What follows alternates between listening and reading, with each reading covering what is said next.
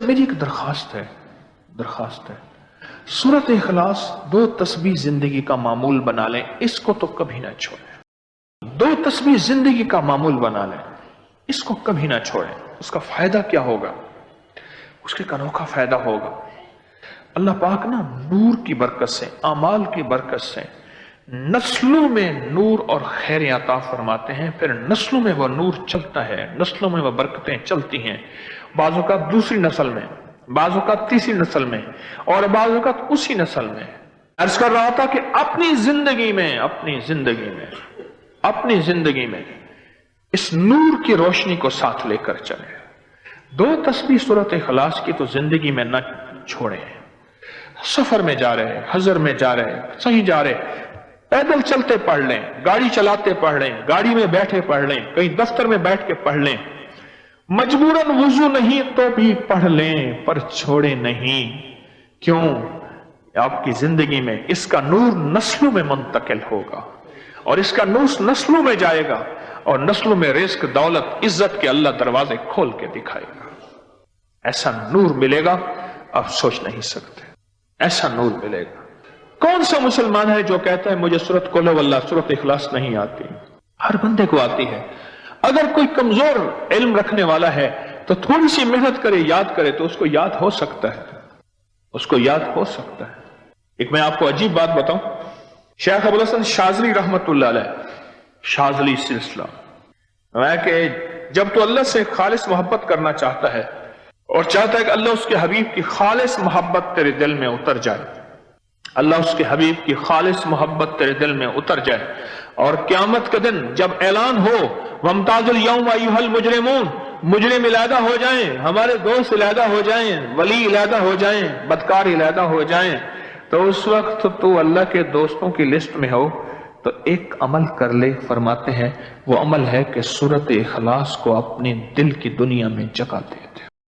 شیخ ابوالحسن شاذلی رحمت اللہ علیہ فرماتے ہیں، اور فرمایا جو سورت اخلاص پڑھے گا وہ حالت ایمان سے دنیا سے رخصت ہوگا، حالت ایمان سے دنیا میں سے رخصت ہوگا، اور ایمان کی آخری کیفیت میں رخصت ہوگا۔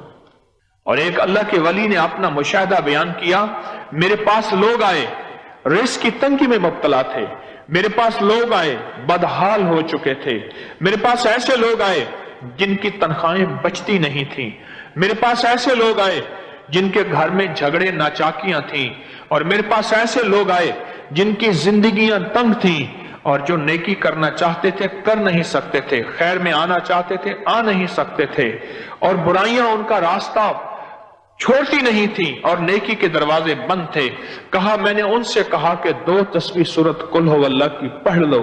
جب سے انہوں نے پڑھنا شروع کیا، سورت قل ہو اللہ ان کا ضامن بن گیا، اور سورت اخلاص ان کا سہارا بن گئی، اور سورت اخلاص ان کا ساتھی بن گئی، اور سورت اخلاص ان کا محافظ بن گئی، اور سورت اخلاص ان کا معاون بن گئی، اور سورت اخلاص ان کو زندگی میں لے کر چلنے والی روشنی بن گئی، اور ان سے سارے اندھیرے چھٹ گئے اور ساری ظلمتیں چھٹ گئیں، اور خیریں اور برکتیں ان کی چوکھٹوں، ان کے دروں کو مالا مال کر دیا۔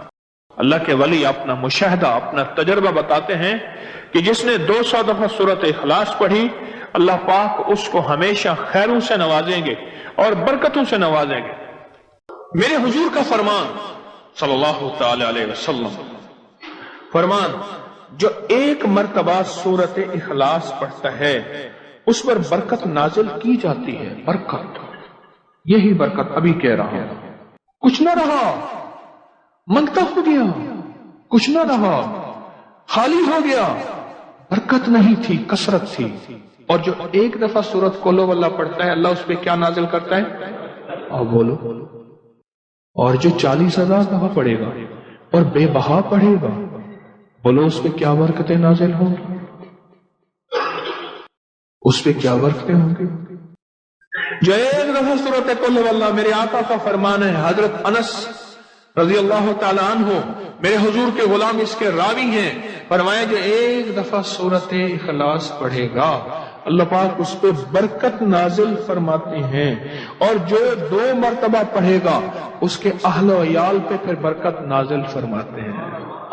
پہلے دفعہ پڑھے گا اس پہ، दूसरी दफा पढ़ेगा अल्लाह इसके फैमिली अहल व अयाल पे, और जो 3 मरतबा पढ़ेगा अल्लाह उसके तमाम पड़ोसियों को बरकत अता फरमाता है। हाँ, एक अल्लाह के वली थे, उनका मकान बिक रहा था।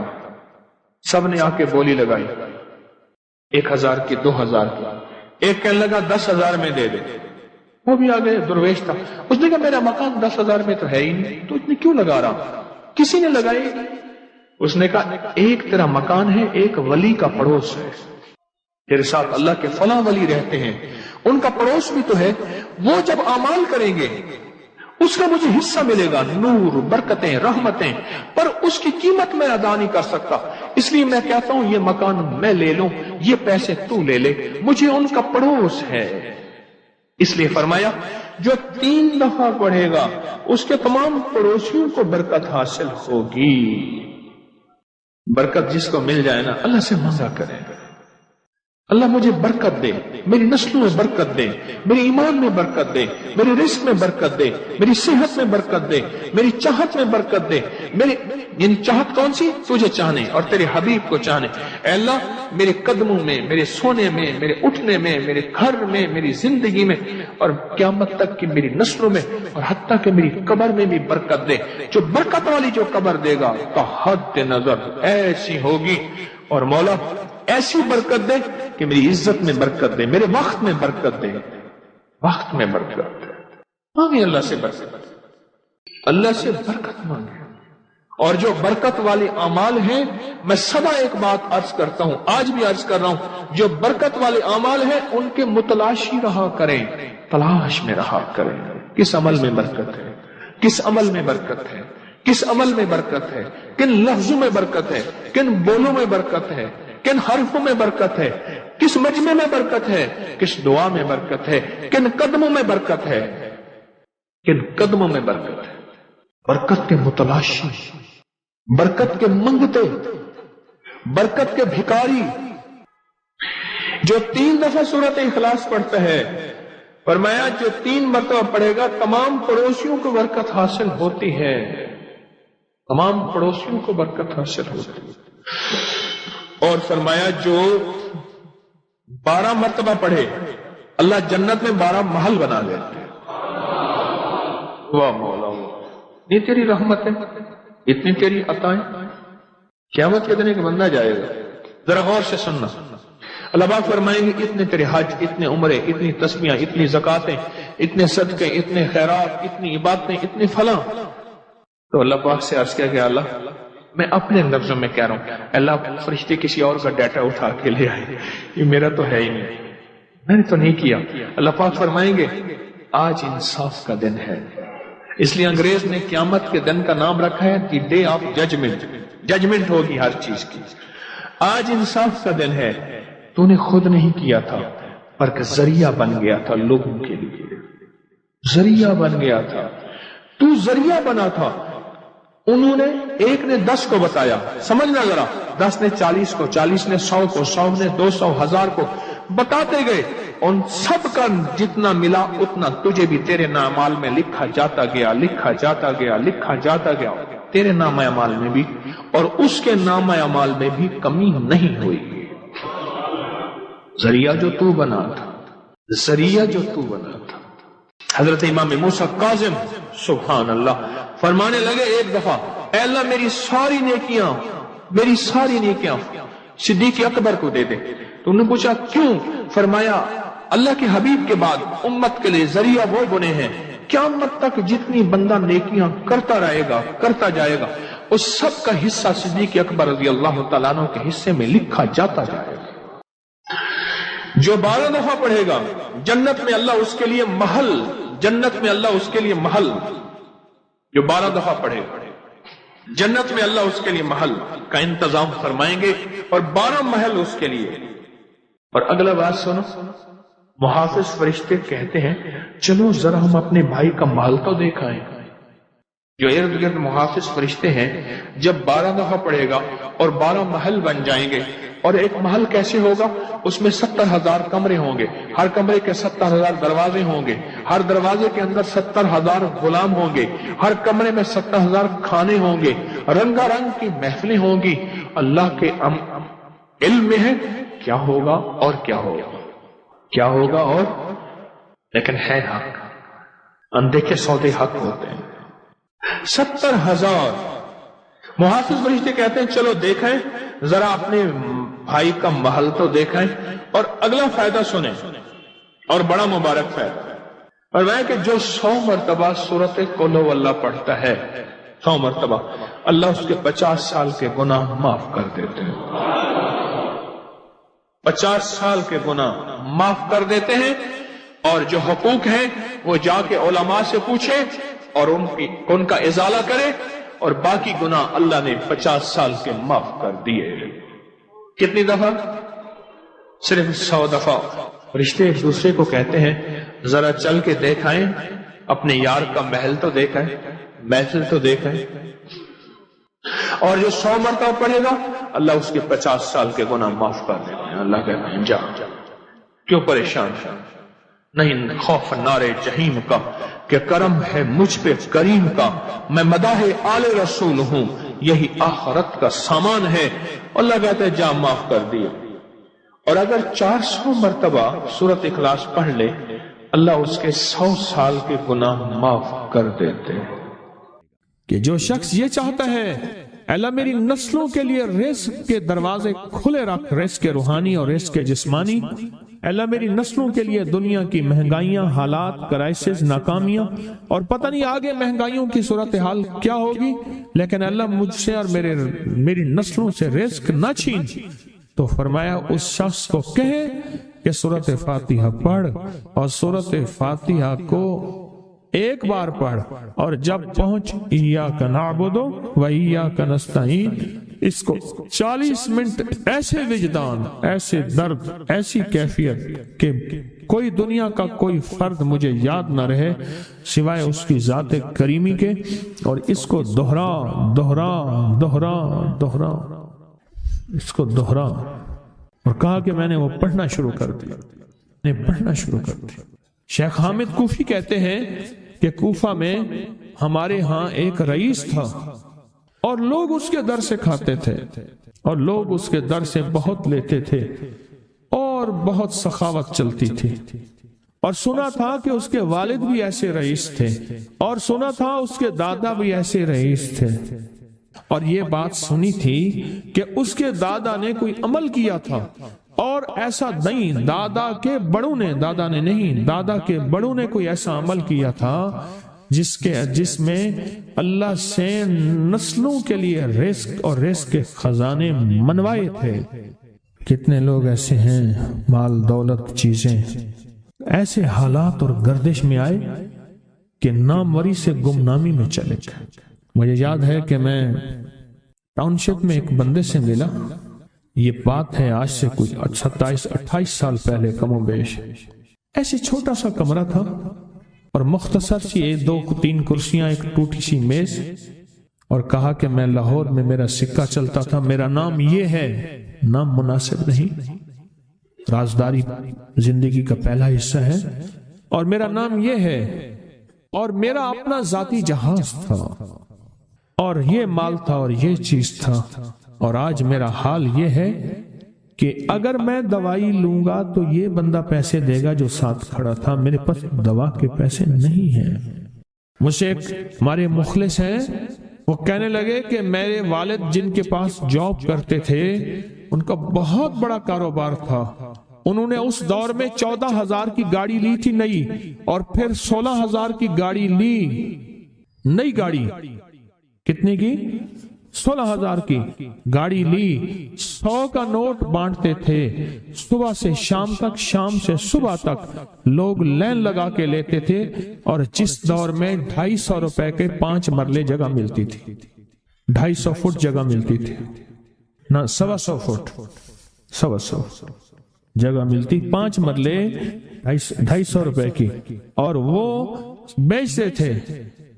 اور پھر ایک وقت ایسا آیا ہر چیز ختم ہو گئی، میرے پاس ایک ڈرائیور تھا، وہ کہنے لگا کہ میرے مالک ہیں جن کے پاس پہلے میں کام کرتا تھا، ان کے حالات آ گئے تو میں نے آپ کے پاس آپ کے ڈرائیوری کی، اگر رمضان میں کوئی بچا ہوا لنگر ہو وہ انہیں بلا لوں، آپ دے دیں گے؟ تو ہم رمضان میں مجمع آتا تو کوشش کی جاتی ہے کہ ان کو کھانا تازہ کھلایا جائے۔ تو میں نے کہا ٹھیک ہے، کہا کہ کچھ پیسے بھی ہو جائیں۔ کون ہے؟ کہا کہ فلاں لاہور کا، نہیں جانتے آپ؟ ہاں جانتا ہوں، اتنی بڑی سوسائٹی ہے بڑی مالداروں کی۔ کہا یہ 28 مربع جگہ انہی کی تھی، اور آج سے 40 سال پہلے انہوں نے یہ جگہ بیچی تھی اور اتنے کروڑوں میں اتنے میں بیچی تھی۔ اب وہ ایک چھوٹے سے مکان میں رہتے ہیں، سب کچھ ختم ہو گیا ہے، سب کچھ ختم ہو گیا ہے، اور ان کے گھر کھانا نہیں ہوتا، اور آپ اگر کھانا دیں گے تو ان کے گھر میں 2-3 وقت اچھا گزر جائے گا۔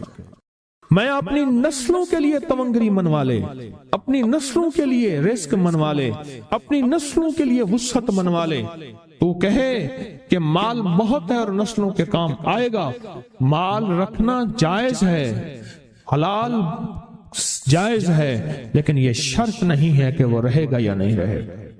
یہ میری ساتھ چوک ہے، یہاں کرتبہ چوک، یہاں 2 پلازے مجھے ایک بندے نے بتائے، اب اس کے نہیں ہیں، کہا یہ اور یہ اس بندے کا ہے، فلاں نام کے بندے کا، اور اس کا آج کچھ نہیں رہا۔ اب وہ جس کسائی سے گلبرگ میں ہے، یہاں لاہور میں، جس سے بہت منو گوشت آتا تھا اور بڑے بڑے رئیس دعوتیں پکتی تھیں، چپ کر کے جاتا ہے اور وہ کچھ پیسے اس کی مٹھی میں ڈال دیتا ہے اور وہ اس سے زندگی کا گزر بسر ہوتا ہے۔ میں یہاں لاہور میں فیروز پور روڈ پہ ایک جگہ گیا تو انہوں نے وہ جگہ پہ کھڑے ہو کے دکھایا، وہ سامنے جو بنگلہ ہے، میں نے کہا وہ تو محل ہے، کہہ رہے یہ اس بندے کا ہے، اب ایک کمرہ اس کو ہم نے دیا ہوا ہے، اور وہ بنگلہ وہ محل، وہاں وہ کھڑکی اس طرف کی بند رکھتا ہے کہ میری نظر اس پہ نہ پڑے، وہ سب کچھ اس سے چھن گیا ہے۔ سنیں، یاد رکھیں، جو اللہ کے خزانوں سے ملتا ہے وہ تیری جیب سے جا نہیں سکتا، وہ دنیا کی جیبوں اور مالوں سے جو ملتا ہے وہ تیری جیب میں رہ نہیں سکتا۔ یہ جو عمل ہے نا، نسلوں کے لیے رزق منوانا، برکت منوانا، نسلوں کے لیے رزق منوانا، نسلوں کے لیے برکت منوانا، یہ جو عمل ہے، بس اب میں نے آپ کو عرض کیا نا کہ آپ پوچھیں کتنے دن کریں گے، میں نے کہا دل خود بولے گا، من خود بولے گا، اندر خود بولے گا۔ میں نے آپ کو کچھ واقعات سنائے ہیں، بڑی بڑی ہستیوں کے واقعات، بڑی بڑی ہستیوں کے واقعات۔ یہ اس میں سعودی عرب مکہ مکرمہ میں ایک جگہ ہے، اس کا نام خالدیہ ہے سوسائٹی۔ میں وہاں ایک عرب سے ملا، شیخ ابو ترکی اسے کہتے تھے، تو اردو عربی تو مجھے آتی نہیں، بس تھوڑی بہت ایسے شدھ بدھ ہے، تو وہ تھوڑی ہی دیر میں کہتے تھے، ایسے اٹھتے تھے نا، کہتے تھے اللہم ایاک نعبد و ایاک نستعین۔ میری ان سے چند ملاقاتیں ہیں، بوڑھے تھے، بابے تھے، کہ ان کے بڑے آئے تھے، اصل میں خلافت عثمانیہ تھی تو ان کے بڑے ترکی سے آئے تھے، تو پھر مکے میں رہتے تو وہیں کے ہو گئے۔ ان کا جو خادم تھا وہ اردو بولنے والا تھا اور انڈیا کا تھا، اس سے میرا تعلق تھا۔ تو میں نے اس سے پوچھا، میں نے کہا تیرا جو ہے یہ بابا یہ کیوں پڑھتا ہے؟ یہ پتہ نہیں، میں پوچھ کیوں پڑھتا ہے؟ اس نے کہا جلالی بابا ہے تو کہے گا مجھ سے۔ میں نے کہا میرا کہے؟ اچھا، وہ میرے اشارے دیکھ رہا تھا، تو اس نے عربی سے پوچھا کیا کہتا ہے؟ اس نے ڈرتے ڈرتے کہا کہ جی آپ یہ کیوں پڑھتے ہیں؟ تو بڑا خوش ہو گیا، کہنے لگا پہلا بندہ ہے جس نے مجھ سے پوچھا، آج تو کسی نے پوچھا نہیں، پہلا بندہ ہے جس نے مجھے یہ پوچھا ہے۔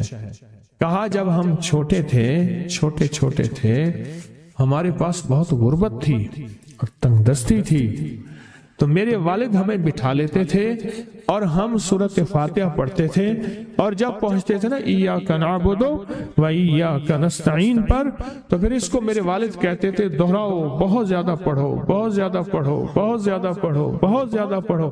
کام پڑھتے تھے، بہت زیادہ پڑھتے تھے، بہت زیادہ پڑھتے تھے۔ اور کہا میرے والد پھر دعا کرتاتے تھے اور ہم آمین کہتے تھے، اور میرے والد کہتے تھے چلو مبارک ہو، ہمیں جو ہے اللہ پاک وہ فلاں فلاں چیزیں، وہ حلاوے، وہ چیزیں کھلائیں گے۔ کہہ رہے ابے کو دیکھتے تھے، ابا جی ہمارے پاس تو پیٹ بھر کے روٹی نہیں ہے، آپ کہتے ہیں اللہ وہ کھلائے گا، وہ کھلائے گا، اور ابا ایسے خوش ہو جاتا تھا۔ کیوں؟ ابے کو یقین تھا کہ سورۃ فاتحہ اس کریم نے قبول کر لی اور میرا کام ہو گیا۔ وَمَن يَتَوَکَّلْ عَلَى اللَّهِ، آ میرے بندے میری ذات پہ بھروسہ کر کے دیکھ، میرے قریب آ کے دیکھ، مجھ سے دوستی لگا کے دیکھ تو صحیح، پھر میں کر کے دکھاؤں گا۔